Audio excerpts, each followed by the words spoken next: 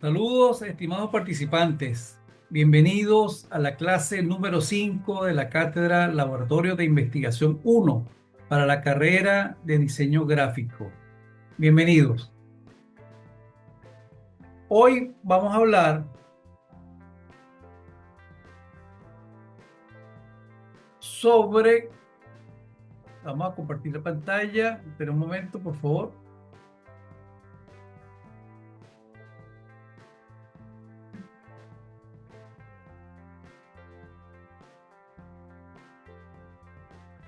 Ok. Hoy vamos a hablar sobre el capítulo número 2 en lo que respecta a las bases teóricas para el proyecto de investigación de tipo documental. Bueno, aquí abordaremos cómo es la estructura en que está compuesta o que está seccionada este capítulo 2. Hablaremos sobre los antecedentes de la investigación, las bases teóricas, definición de términos básicos y sistema de variables. Con respecto a su estructura, bueno, el capítulo 2, el marco teórico, está compuesto por antecedentes de la investigación, bases teóricas, definición de términos básicos y sistema de variables. Vamos a desarrollar cada uno de esos argumentos. En lo que compete a los antecedentes de la investigación. ¿Qué son los antecedentes de investigación? Los antecedentes de investigación no son más que los estudios previos que otros investigadores han hecho sobre un tema, sobre el tema que ustedes han escogido como tema de estudio, ¿de acuerdo? O como objetivo de estudio. Estos antecedentes, evidentemente, tienen que tener esa característica científica, bien, o sea, que lleven su metodología, que lleven su diseño de investigación y todos los argumentos de rigor para convertirlo realmente en un antecedente que sea realmente útil y provechoso. ¿Por qué los antecedentes de investigación? Realmente, ¿cuál es la importancia que tiene un antecedente de investigación? Bueno, en realidad tiene mucho. Esa es la piedra angular de todo inicio de proyecto de investigación. ¿Por qué? Porque ya tienen de primera mano la fuente bibliográfica. Ya de esos estudios previos, ustedes pueden ya rescatar las fuentes bibliográficas que sean congruentes y cónsonos para su propio proyecto.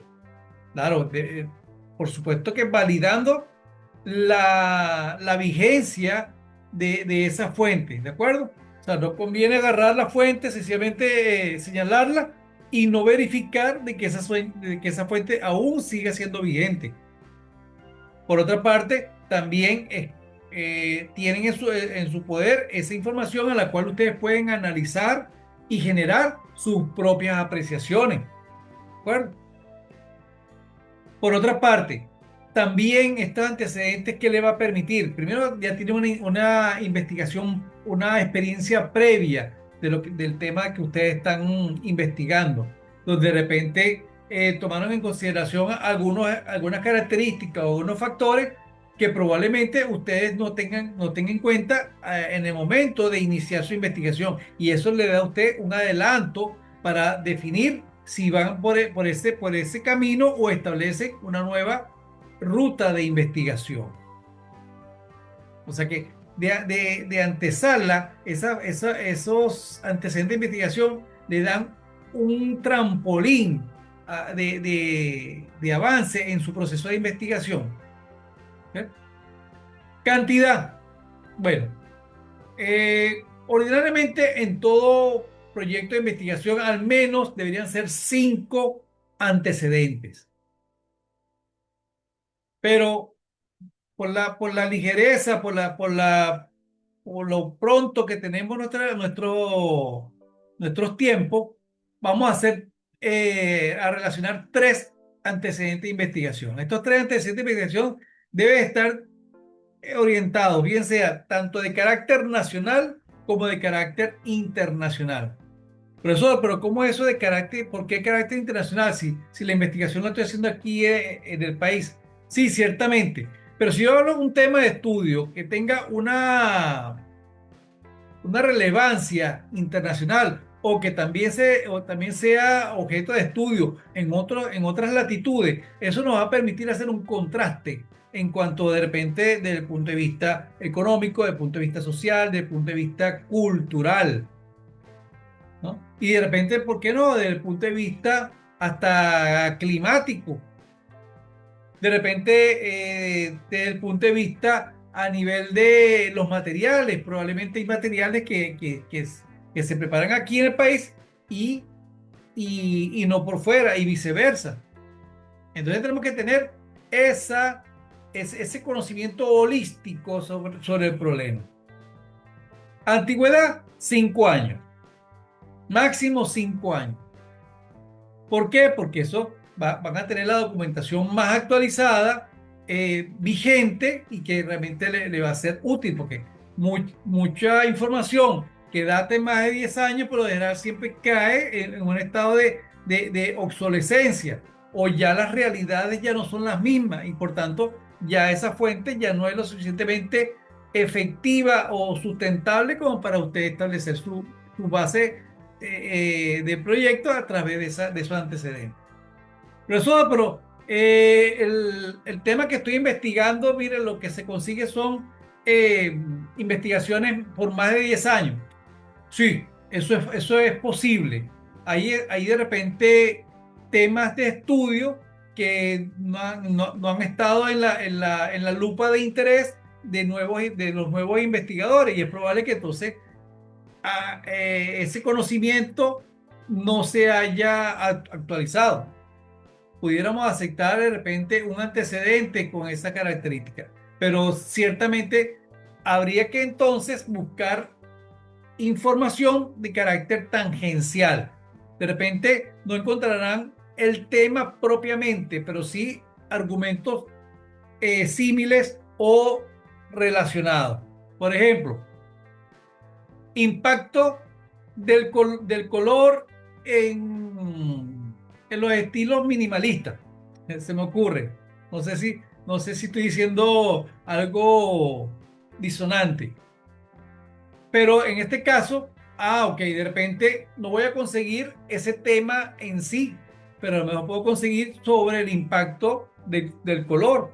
Y puedo también conseguir información sobre la evolución del estilo minimalista. O sea, son argumentos que son tangenciales, pero que tienen que ver con respecto al antecedente. O sea, no tengo necesariamente que buscar el impacto del color en los estilos minimalistas. No tiene que tener una relación per se allí. Ok, en cuanto a la fuente, tiene Google Académico, tiene Cielo, tiene artículos científicos, la biblioteca de la universidad, que allí, aparte de la bibliografía, también va a encontrar investigaciones publicadas, que son argumentos eh, re- eh, referentes por excelencia. Ahí van a conseguir información que se va a suscribir con bastante, de manera exhaustiva en cuanto a lo que usted pueda estar investigando. Ok, por otra parte, estos antecedentes tienen que estar presentados de manera jerárquica. O sea, ¿a qué nos referimos con esto? De que cuando usted presente al menos sus tres antecedentes, si son más mejor, pero si al menos sus tres antecedentes estén en el orden de importancia o de relevancia con respecto a su proyecto. El más relevante es el primero que usted va a relacionar y así sucesivamente. ¿Cómo presentamos un antecedente de investigación? Bueno, aquí hay un ejemplo. Primero que tiene que llevar el título del trabajo, el autor, el objetivo de ese proyecto, la metodología y qué resultados se obtuvieron. Cuando hablamos de metodología, el diseño, instrumento, tipo de análisis, a eso nos referimos con metodología. Y los resultados obtenidos. ¿De acuerdo? Pero un argumento fundamental, señor, un argumento fundamental, debe llevar siempre su análisis, la interpretación o, digamos, la justificación que usted le da a ese antecedente para tenerlo como, a esa investigación, para tenerlo como antecedente dentro de su proyecto. Eso debe estar perfectamente justificado por usted para entender la relevancia, la importancia y los argumentos en los cuales usted se soportó de ese antecedente para incorporarlo o para tomarlo en cuenta dentro de su propio proyecto.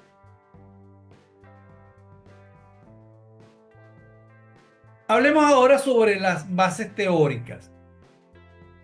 Ya hemos hecho referencia someramente sobre las variables que deben tener nuestros títulos. Una variable dependiente y una variable independiente. La variable independiente es lo que usted va a investigar. ¿De acuerdo? Y la variable dependiente es lo que supone sea lo que esté generando los efectos o están sujetos a cambios o modificaciones dependiendo de esa variable independiente. ¿De acuerdo? Entonces, ¿por qué estamos tocando este tema? Bueno, primero que las bases teóricas comprenden un conjunto de conceptos y proposiciones que constituyen un punto de vista o enfoque determinado, dirigido a explicar el fenómeno o problema planteado. Dicho de esta manera, o sea, las bases teóricas no son conceptos o postulados aislados, no. La base teórica es un esquema, es todo una temática estructurada, jerarquizada y ordenada, lógica y congruentemente, que me emita toda la información de un contenido en particular. No son sencillamente postulados, no, de eso no se trata, porque eso no nos lleva a ningún argumento, sino que una serie de planteamientos que estén ordenados lógicamente y que nos permita dar toda una visión sobre, en este caso, sobre un problema planteado. Entonces, ¿cómo hacemos? Cuando tenemos esas variables que ya hemos definido, cuáles son las variables dependientes e independientes, vamos a asumirnos sobre esas variables. Vamos a buscar información sobre ese tema. Por ejemplo, la influencia del diseño minimalista en la percepción de marca de lujo de estudio de un caso de la industria de moda. Ah, ok. Entonces, ¿qué es lo que es el diseño minimalista? ¿Y cuál es la percepción de la marca de lujo? Son dos grandes incógnitas en las cuales yo puedo establecer mi búsqueda de información. Buscar la documentación, esos datos secundarios que voy a conseguir en artículos, en informes, en bibliografía, que me permitan establecer toda una estructura de conocimiento. Luego que he conseguido, recaudado toda esa información, lo tengo en acopio, bueno, debo analizarla, estructurarla y organizar esa información. Hacer toda una metodología de análisis y ordenamiento de esa información documental. ¿Para qué? Para poder elaborar un esquema propio. Ustedes van a elaborar un esquema en las bases teóricas. Ustedes van a elaborar un esquema. ¿Cómo es el esquema? Bueno, vamos a hacer este siguiente ejemplo.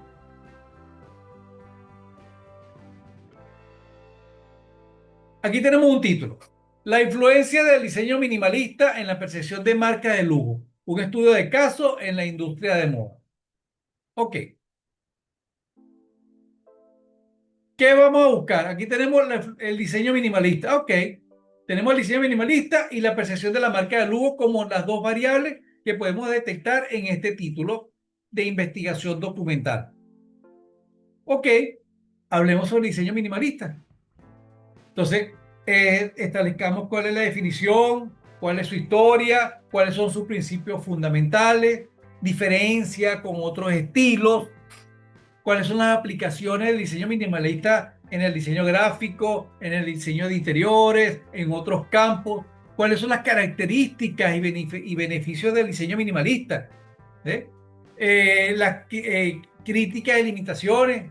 O sea, cuál es en cuanto a de repente su excesiva simplicidad, su homogeneización, sobre la falta de personalización, cuáles son las tendencias actuales y cuáles son las futuras, cómo opera el minimalismo digital, el minimalismo sostenible, el minimalismo inclusivo. Estos son sencillamente temarios a los cuales ustedes pueden ordenar y organizar. ¿Para qué? Para lustrar o hacer del conocimiento a quien lee su documentación. Puede tener un concepto claro sobre lo que es el minimalismo y el diseño minimalista para abocarse a entender el futuro análisis e interpretación de resultados a los que ustedes van a llegar.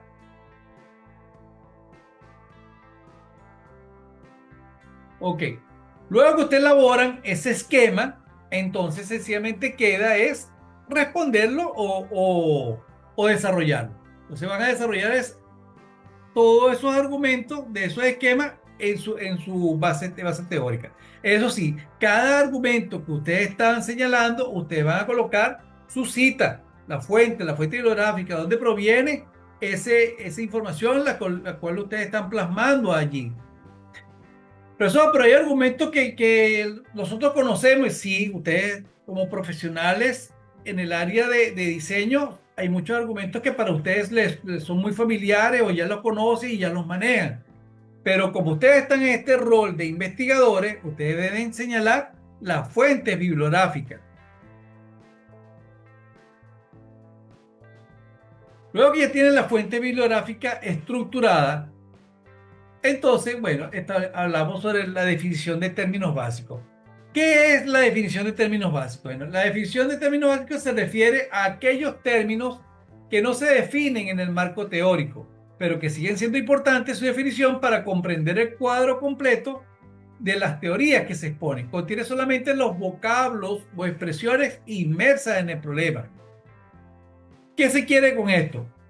Si hablamos del diseño minimalista, no vamos a colocar en definición de términos que es minimalismo, porque evidentemente en la base histórica ya se ha hecho un extenso sobre ese contenido, que tenga que ver de repente con argumentos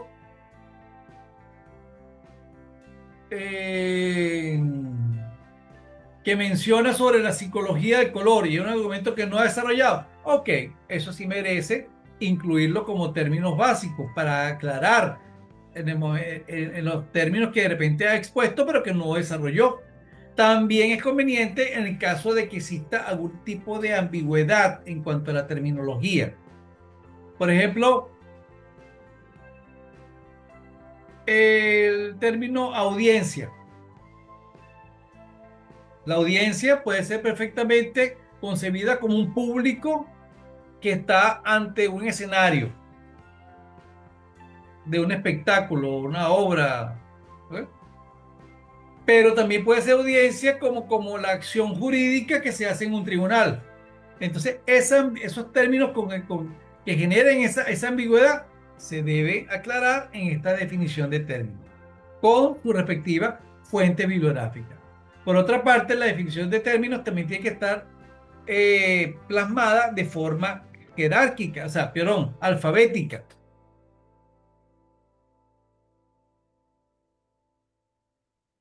Y llegamos al punto del sistema de variables. ¿Sí?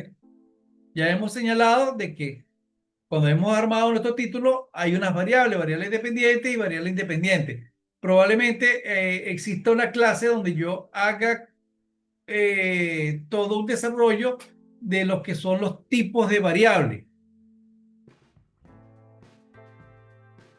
Por ejemplo, ¿qué son los sistemas de variables?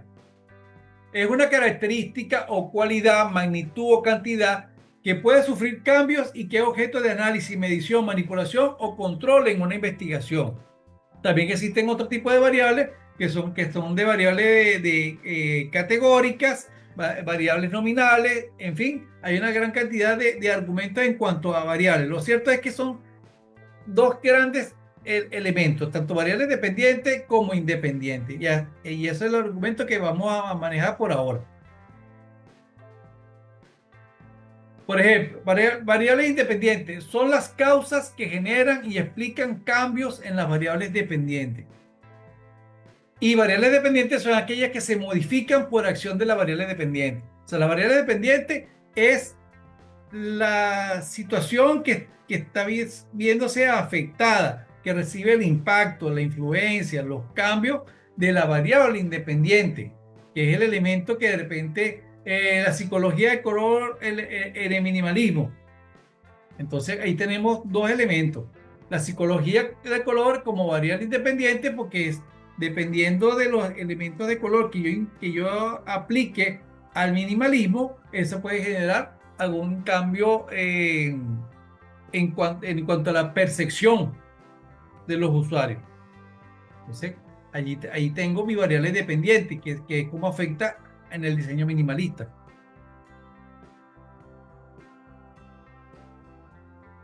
Por ejemplo, vámonos a citar un ejemplo. Aquí está el impacto del diseño de interfaz de usuario en la usabilidad de aplicaciones móviles. Un estudio de caso en aplicaciones de comercio electrónico. Ok. ¿Qué nos está suponiendo este título? Bueno, tenemos dos grandes argumentos.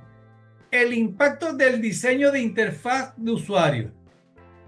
¿En qué afecta? ¿En qué puede afectar esto? Bueno, puede afectar en la usabilidad de las aplicaciones móviles por parte de usuarios. Entonces, fíjense, aquí tenemos, aquí tenemos resaltado en azul el diseño de interfaz de usuario, que sería nuestra variable, correcto, independiente, en la usabilidad de aplicaciones móviles, que sería nuestra variable dependiente. Aquí es la manera que podemos, por eso que cuando comenzamos nuestra trayectoria, nuestra travesía en el ámbito de esta investigación, el inicio por ese título tentativo se evaluaba el contentivo de estas dos variables, que tuviera una variable independiente y una variable dependiente para poder establecer algún marco de referencia y de estudio en esos aspectos. Bueno, de esta manera se ha contribuido a clarificar cómo vamos a seccionar este capítulo 2, que son las bases teóricas. Como vimos, hablamos sobre los antecedentes de la investigación, las bases teóricas, el glosario de términos y el sistema de variables. Un solo como para señalar esta característica. Entonces, ya estamos en la disposición de ir avanzando en este proyecto de investigación del laboratorio 1. Nos vemos en el aula.